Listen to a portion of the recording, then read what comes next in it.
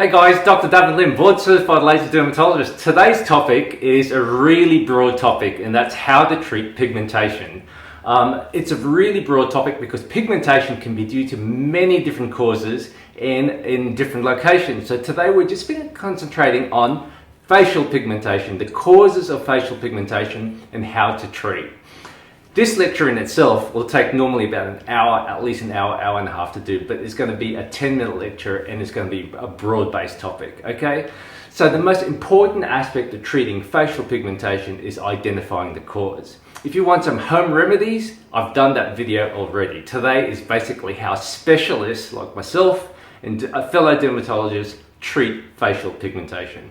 And this is our mindset and how we actually think in regards to facial pigmentation. The first and foremost, it's a diagnosis. What is the cause? If you don't have the cause of facial pigmentation, you will not find a solution. So for us, it's always about finding the diagnosis. And the most common case of facial pigmentation, which I see on a day-to-day basis, realistically, no kidding, probably about 6 cases a day, is melasma.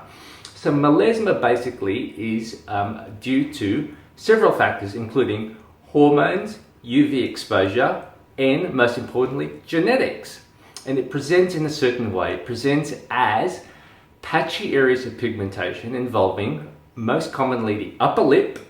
It also involves the area of the forehead and around the eye area, but most importantly, it's usually sparing just below the eye, about a centimeter. So you've got the space which melasma does not affect. It affects women much more commonly than men, but certainly men do get it. But women, it's because of hormones. The other hallmark of melasma is that it usually worsens in pregnancy. So that's number one thing which I ask women. Secondly, hormones, for example, being on the pill can actually make it worse. And there's often a fluctuation, which means it gets worse in summer and usually improves in winter. It's because of the UV index. In Brisbane, where I live, it's super common. Like seriously, it's super common. It's probably 1 in 10 women have this condition. It is one of the harder conditions to treat, but certainly it is treatable. Now, how I approach this is that the first and foremost is sun protection. You've got to actually have sun protection. And by sun protection, I mean hats, yeah? Hats, really broad-brimmed hats, not caps, hats.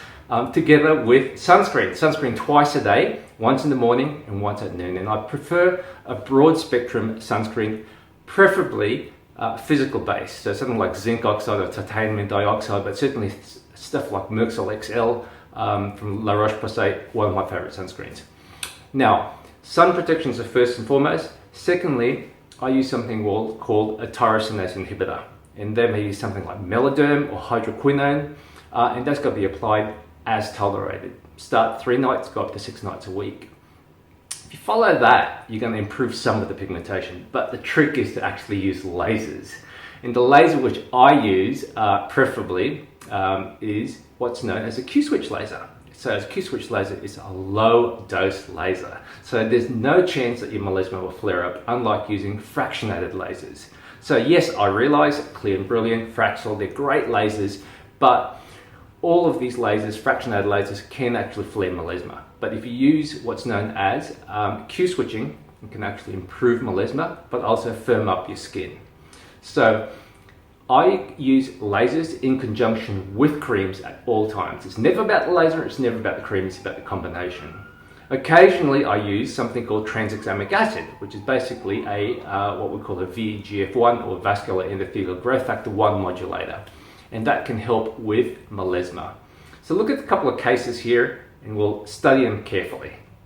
Chemical peels can be a useful way to treat melasma. However, this is of historical value only. These cases are done well over a decade ago, but you can see the effectiveness of TCA peels or medium depth peels together with creams. They're an excellent way to treat sun damage. That's TCA peels. Nowadays we've replaced it with lasers. So using what's known as Q-switching, which is low fluent or low dose lasers. And this is the before and afters together with using tyrosinase inhibitors. They're a predictable, safe, effective method for the treatment of melasma. And it can also be used to treat certain forms of sun damage together with melasma. So this is the before and these are the afters It's about 10 weeks between the intervals. Now, using newer technologies such as picosecond lasers, we can get this amazing result, especially in ethnic skin types. Study carefully the wrinkles as well as the pigmentation. We get an amazing improvement using picosecond lasers. Once again, they've got to be in context with the skin type of the patient, and this is all off-label use. So, picosecond lasers, nanosecond lasers combined with creams, we can get a good improvement with melasma in 95% of cases. And the great thing about it is that there's no chance of worsening the pigmentation. And once again, for treating even rebound pigmentation or post-inflammatory hyperpigmentation, these lasers are excellent. Now, living in Queensland, the second most common cause of facial pigmentation is due to, that's it, sun damage. So sun damage often is complex because it's not straightforward sun damage. In the majority of cases, well, I won't say majority, probably about 40% of cases, we have an element of melasma, especially in the younger population. You have an element of melasma which can easily be confused with sun damage. If you use older technology such as IPL on sun damage, that can work really well. But if you use that in the patient who's got a tiny bit of melasma, you'll treat the sun damage, but you will flare up melasma. So it's one of the common flare-up factors which I see. It's called iatrogenic, in other words, induced melasma, and that's due to IPL. So let's talk about sun damage. Sun damage usually presents differently. It usually hasn't got the characteristic pattern which it has with melasma. It hasn't got the seasonal flux, compared to melasma, where it's often worse in summer. And the sun damage is more discrete. In other words, you can actually draw around it rather than a mottled appearance which you have in melasma. Sun damage is super easy to treat. I use everything from Q-switch lasers all the way to Fraxel. In fact, Fraxel is probably one of my favorite lasers for treating sun damage. You only need one treatment and the downtime is about 6 days or so. So depending on the amount of pigmentation you have due to sun damage, I use things like, for example, pico lasers, Q-switch lasers, fractionated lasers, all the way to fully ablative laser resurfacing. Now, fully ablative laser resurfacing has got a downtime of about 10 days, and you're red for about 3 months, but that's the big guns, and I normally hold that for, really bad sun damage. So I use fully ablative erbium and also CO2 lasers for treating sun damage such as this, because it gives a remarkable result both in pigmentation together with the reduction in wrinkling. So we'll see another case shortly of marked pigmentation coupled with wrinkling, and this is one treatment and one treatment only, but it is serious downtime with this. The third most common cause of facial pigmentation is post-inflammatory hyperpigmentation, or PIH. As you guys know, PIH is one of the hardest conditions to treat. The reason being is that you can't hurry it up. Any laser aimed at treating PIH has got to be low and it's got to be slow. You can't actually use, for example, an ablative laser to blow up the pigment, because all your skin's going to do is it's going to actually rebound back. It's going to send more pigment up to your epidermis and your dermis, and you're going to get a longer prolonged PIH. So you're going to get PPPIH, prolonged post-inflammatory hyperpigmentation. So PIH due to acne, chickenpox, dermatitis, eczema, any one of those conditions, it's going to take you at least 6 months, and in some cases, especially in ethnic skin types, Asian skin types, Mediterranean skin types, and certainly South American, Central Americans, it is going to take anywhere up to 12 to 18 months before resolving. Time and sunscreen is going to be your biggest friend for treating PIH. Lasers can certainly help it out, and in this situation I use pico lasers or nano lasers. So PIH is number 3. So guys, I'm using Pico, so Pico Sure Focus for acne scarring. This is my favorite setting for treating certain scars in ethnic skin types. It doesn't work well on fairer skin types, but for ethnic skin types with this particular type of scarring with post-inflammatory pigmentation, it works really well. Here is the Pico Sure. It's firing at 10 Hertz. I'm using 0.71.